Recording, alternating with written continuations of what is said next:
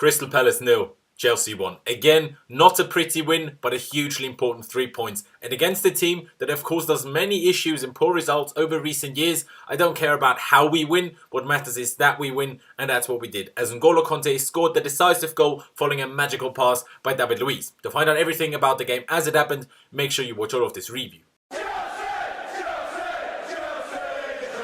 Hello there guys, and welcome back to 100% Chelsea for my review of the Crystal Palace 0, Chelsea 1 game. And like I just said in the intro, it wasn't pretty, it wasn't great. I mean, it was decent, I thought, a lot better than I think a lot of people think that this game, actually was, than our performance was. I think it was decent. It wasn't great, but I don't care whether it was pretty or not. We won it against Palace, who, we've lost to them plenty of times, we've drawn against them plenty of times. All I care about is that we won, and we did. So I'm very, very happy. Of course, this is the review. There will be fan cams, there will be a vlog, all sorts of content surrounding the game. So if you don't want to miss out on any of that, do make sure you subscribe to 100% Chelsea. Let's also see whether we can hit 400 or more likes in this video. That would be massively appreciated. So please do make sure to smash that like button down below.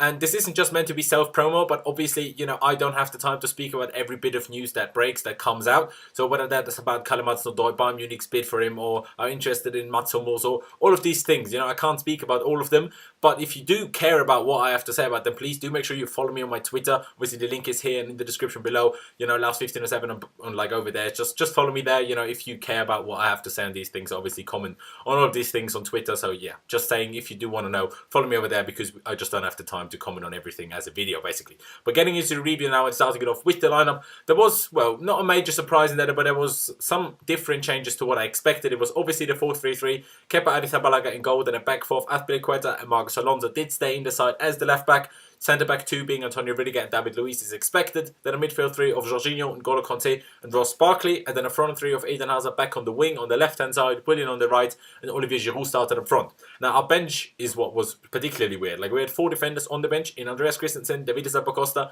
Emerson Palmieri and Ethan Ampadu, along with Mateo Kovacic and Alvaro Morata. Although, probably, Ampadu was probably, on there as a sub for midfield, as that holding midfield maybe, and Emerson as a winger option, which is also where he came on throughout the game. As Ruben Loftus-Cheek, although not mentioned by Sarri on Friday, turned out that he isn't fully fit, dealing with some sort of back issue. I don't know why Sarri didn't mention it, but that's why he wasn't involved, and also presumably why he wasn't involved against Watford. Plus, apparently, Cesc Fabregas also, has picked up some sort of injury. I'm not sure whether he had that before Friday. I don't think so, but that's why he wasn't involved today either. But getting into the game, we completely dominated it from the start. But Palace set very deep, very, very deep, and also defended well, to be honest, and just stopped us from getting into their box ever for a good period of the game. And for me, it was very easy to tell and very quickly to tell that Hazard playing on the wing again, for my liking, it was just way too far away from the danger zone for the majority of the game. Yes, he's great at running at people, but even Hazard, even someone like Hazard, can't run past an entire wall of opponents. And because he's, stood further away from the area and can't just turn them and be already inside the box to score and stuff like that, he has to run at them, and then there's just too many people for him to do much. So that's why I'm not a fan of it, again, that much against these very defensive sides. I mean, by the time we had our first half chance of the game, almost 50 minutes had gone. Willian played a free kick into the box from a half left position. Rudiger got on the end of it, and I think actually tried to flick it on towards the far post, towards Olivier Giroud. But, Rudiger didn't get enough on the ball, and it was an easy catch for the keeper. Olivier Giroud then actually scored an absolute screamer of a running volley with just under half an hour gone, but was ruled offside. I thought rightly so, because I thought his head was off, which obviously still counts, but it was very close. Although I was then later told on Twitter, that apparently Sky, in their halftime kind of show, whatever, revealed that he wasn't offside. I didn't get to see another replay of it, and very disappointing if he was onside, because that was an absolute screamer of a goal. A few minutes later, Eden Hazard finally got into a decent position to start to run and was brought down just a few yards outside the box in a good free kick position. Willian stepped up to take it and hit the post with a great free kick. Again, the bloody woodwork. How many more times are we going to hit this bloody woodwork? Especially the post. Well, I tell you, because moments later, we hit the bloody post again.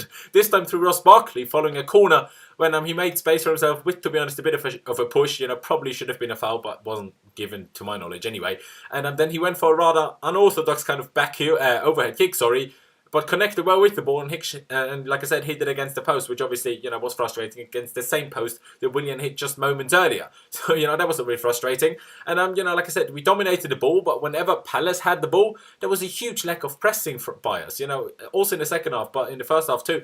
It was frustrating because when the opponent sits so deep, it makes it so difficult for you to break them down. When they do finally attack, you do have to press them, because then you can win the ball, back way higher up the pitch when they don't have as many men back basically to defend against you, and then you find it a lot easier to score. But we didn't press like that today. Well, I'm not sure whether that was through instructions of Sarri, which I very much doubt, just the players not doing it. But that was just very frustrating. Like, it would have made it much easier to score, but that was then half time at 0-0. And even though we did hit the post twice, it was still not a great half. Palace sat so deep and defended well, making it near on impossible to score from open play, to be honest. Although passing the ball a lot quicker, would certainly have helped and would certainly help in the second half.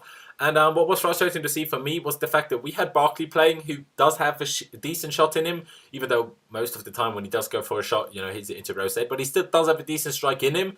But he never once went for goal from outside the box. The only ones that did in the first half were Kanté and Jorginho, who, I don't see either of them as great strikers of the ball, to be honest. And also, I would have wanted Hazard to be changed, into the middle as the striker. But with not having any wingers on the bench, to replace Olivier Giroud, that wasn't really an option. But thankfully, straight into the second half, the first thing that really happened was us taking the lead through N'Golo Kanté in the 51st minute from a throw-in, quite deep into Palace half. We two intermediate stops in between there. The ball was then played back to David Luiz, who, did cover a few yards with the ball at his feet, while N'Golo Kanté made a great run from midfield into the box, a really, really good run. And then David Luiz with an outstanding pass into that box, right onto N'Golo Kanté's chest. He took it down really well, and then went for goal. It was a bit of an awkward finish because the ball bounced a little bit awkwardly, so he didn't get much power on it, but did get it on target. And even though the keeper did manage to get, a bit of his hand on it, didn't manage to keep it out, and Kanté made it 1-0. Possibly, the keeper should have probably saved that. Let's say a better keeper probably would have saved that. I'm not saying he's a bad keeper, but a better keeper possibly would have saved it. But, I'll very much take it. It was a very good goal, a very good assist, and I was extremely happy. But to be honest, the goal didn't change anything to the complexity of the game. Palace still sat just as deep, and we, kept trying to open them up and score and obviously get a second goal. With then just over 20 minutes to go, we created a nice attack from open play finally, because that was, one of very few, basically. Jorginho with a high ball to Olivier Giroud, who headed it back to Hazard from inside the box already. The Belgian then backheeled it to Willian, who made the run behind him, or around him if you want. And Willian then actually did go for goal from a pretty tight angle with his stronger right foot cutting in from the left. The keeper did save it, but basically saved it, parried it to Barkley, at the edge of the box, I think he was. The Scouser then did take the shot, but it was deflected slightly wide of the goal, and from that following corner we didn't do much with that. So that was a little bit frustrating, but that, chance was created very nicely, I thought. Giroud then actually scored another very good goal, but was again ruled offside, and it was again very, very close. I mean, it was played through very nicely. I can't remember who played that ball. I'm sorry, I just can't remember, and I didn't note it down. But, he was played through nicely, he took it on, and then he took it a few yards, and then blasted it into the roof of the net from just inside the box. I mean, he did only take the strike after the whistle had gone, so I guess it changes, things a little bit. But still, it was another good goal that possibly should have been allowed, but was disallowed. And then Giroud actually got injured in that, situation. I think in collision with the defender that tried to stop him, he picked up some sort of ankle injury and was then replaced by Alvaro Morata with around 50 minutes to go. And obviously, let's hope that Giroud isn't out for long, just so we obviously have as many options as we possibly can have. And after that substitution, the game looked really calm for a bit. Like, we kept the ball really well. Looked like we would try to score if the chance opened itself up, but naturally wouldn't go all out for it. But, fully controlled Palace, kept the ball really well and just kind of toyed with them a little bit. In the 82nd minute, then Emerson came on to replace Willian for the final few minutes. But those final few minutes did get a lot more nervy again. Obviously, because we didn't kill the game earlier, as has been our issue for the majority of the season. And, Palace finally decided to maybe try and actually score a goal. I mean, they did have a few moments, and a few moments inside the box, and, a few dangerous moments, but thankfully they put all of their efforts and half chances over the bar. Connor Wickham, the striker that came on, had a good chance from pretty close range, but thankfully put it over. And Zaha, from a bit more of a tricky position, put his curling effort well wide and over as well. But, generally just for those last 2 minutes, we just got a bit more lazy and maybe a bit tired as well, because, we just struggled to keep the ball. We didn't win any headers. We didn't win any second balls. Like, there was a period of the game we won every second, third, fourth, fifth ball. We won every ball, and that's why we managed to dominate the game so much, even though we didn't create all that many chances.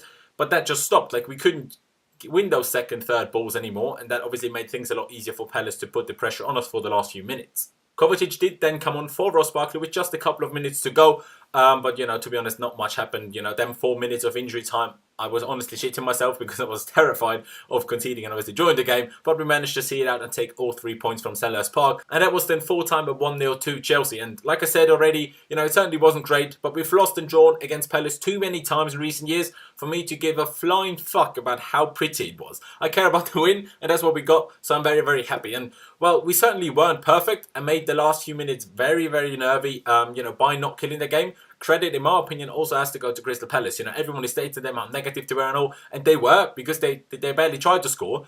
So in the footballing sense, no credit has to go to them. But defensively, a lot of it, a lot of credit has to go to them. They made it so difficult for us. Barely made any mistakes at the very back. They did have some mistakes in midfield and stuff, but not at the back. If any at all. Like I say, barely, if any. I can't remember any, to be honest. Like, their defensive movement and positioning, quite frankly, was absolutely top notch. That's why people criticize our sideways passing.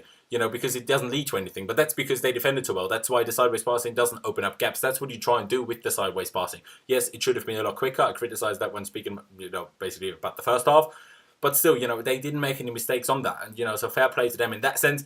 But, they didn't try to do anything else than get a 0-0 or then at the end a 1-1. But defensively, they were good. But like I said, they didn't do anything going forward except for the last 5 or 6 or 10 minutes or whatever. They literally didn't have a single shot on target in the entire game. I think that kind of says enough. Just to mention a few players, Olivier Giroud's link-up play was horrible, except for that one moment when obviously he headed it down to Hazard and then we had that double chance.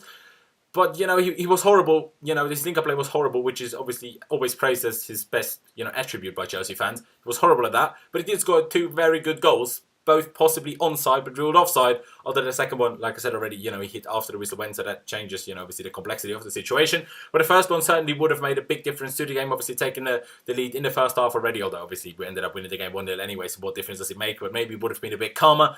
So if he was onside, still not sure. He was very unlucky to be denied 1, if not 2, absolute top-class goals. I do have to say that I do like Hazard a lot more down the middle in games against very defensive teams. He was a lot more involved in all of our recent games, than he was today, I thought. And the other teams recently weren't any less or any more defensive than, Palace were today. The front line generally was just very quiet. The same has to be said for Willian. And that was mostly caused by Crystal Palace defending. Yes, none of the front three were great. But also caused by Palace defending, like I just said. Jorginho was decent, I thought, defensively, and in dictating the game, he was actually very good, but did have a few too many misplaced passes for my liking personally. Barkley really wasn't great, too slow on the ball, as he usually is when he plays recently, really didn't do that well. Kante, though, was very good, not just because of the goal he scored, but overall a very good game. Defensively, going forward as well, he tried, he had 2 shots from outside the box, not the best of shots, but, he still tried and, gave it his all and did actually really well, kept the ball well, defended well, attacked well. Kante is just very good, even in that position, even though some people don't seem to understand that. And the same has to be said, in my opinion, for Azpilicueta, Rudiger, but also especially David Luiz, especially with that pass. And, especially, except for the last few minutes, we commanded them. But it's not like Palace never tried. But, whenever they did try, they struggled because also especially those 3 defended really well, plus Kante and Jorginho, like I just mentioned as well. And on Alonso, I mean, he was rather poor, but probably just average. He wasn't horrendous, I thought, today, but he certainly wasn't great.